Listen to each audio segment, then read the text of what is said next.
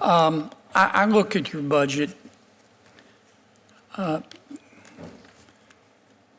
decrease of 23%. That's $2 billion from fiscal year 25 enacted. A reduction in funding for the Mississippi River and tributaries account of 29%. That's $106 million. A reduction in funding for the operation and maintenance account of 28%, $1.6 billion.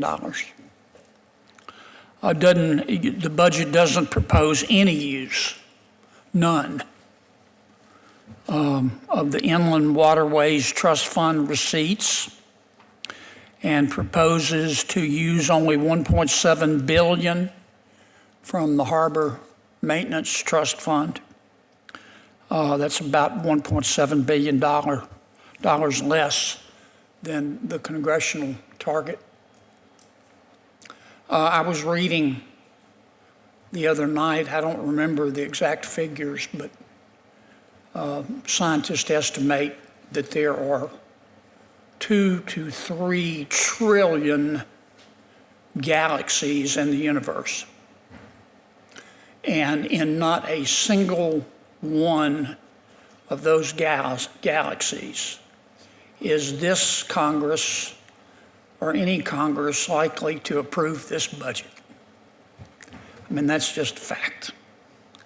Now, I understand the way it works, that you gentlemen didn't write this budget. Hopefully you had input, but you didn't write it. It came from OMB. And I also understand that Congress has never accepted a president's budget, any president's budget, and just enacted it without changes. That's never happened in the history of ever. So I get all that.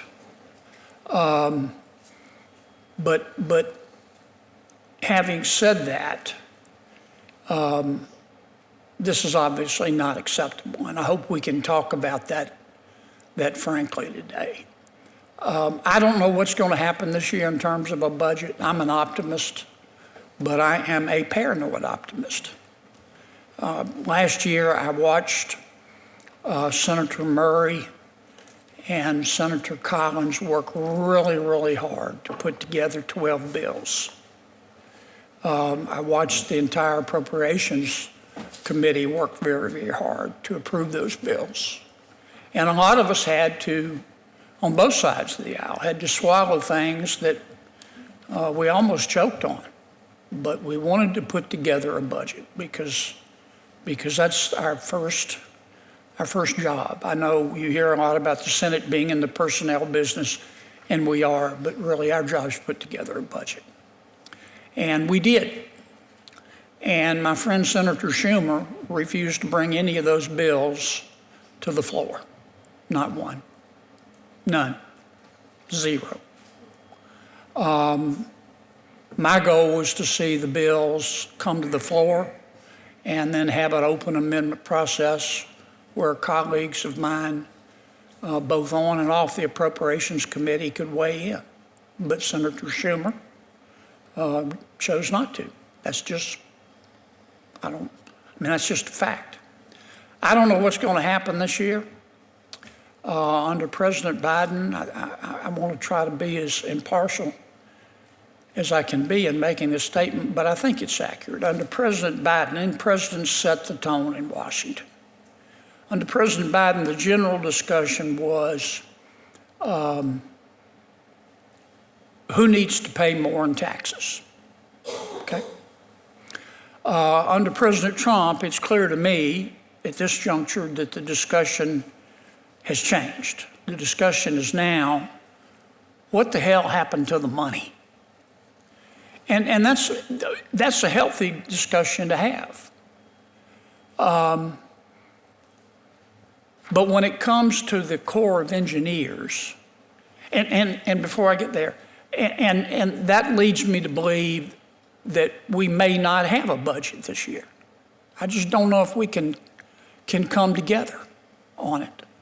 It's always a challenge, but it's clear to me that at least on my side of the aisle, we are expecting to reduce the amount of spending strategically, but reduce it.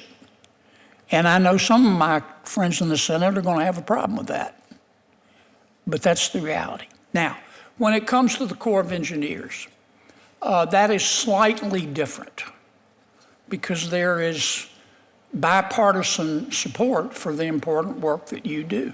It doesn't mean that we can't find savings, and it doesn't mean that we shouldn't make changes, and we're going to talk about that today. But a 23% decrease, I think Senator Murray, by her calculations, it might be a 30%. That's just not acceptable. So help us work through this and come up with a plan that looks like somebody designed it on purpose, which is not this one. Let me make one other comment, and then I want to hear from you gentlemen. Look, I know you have a tough job. I get that. Every senator, every congressperson wants their projects, and they want them first, and they want them yesterday. I get that. And you have finite resources, we all do. And you have a lot of smart people working at your agency, but you could use more. I get all of that. So I don't want to, I'm spending a few minutes on this because I appreciate the job that you do. I do. But we've got to do better. Our estimates on the cost of projects are just too wide of the mark.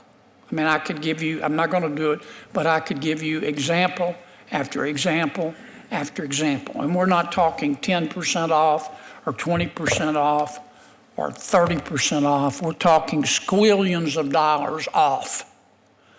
Now, I understand inflation, but it doesn't account for this.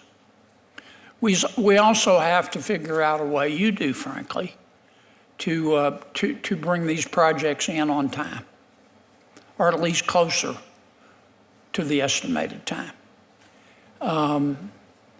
If you did in the private sector in terms of your delays and your, I'll say our cost overruns, if you did that in the private sector, you would be out of business. Nobody would hire you.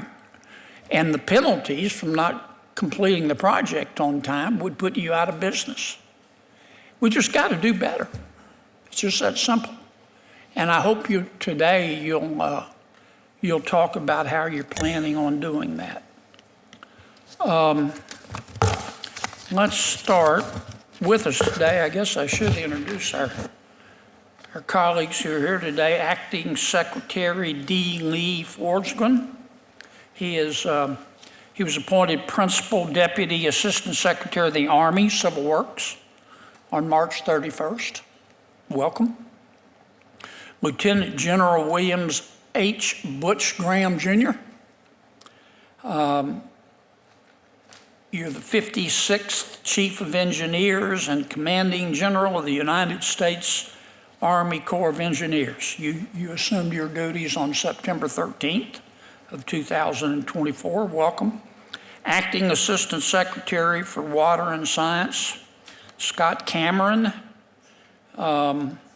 Secretary Cameron has been in this role since January 21st. We welcome all of you. The floor is yours. Why don't we start with Secretary Forsgren.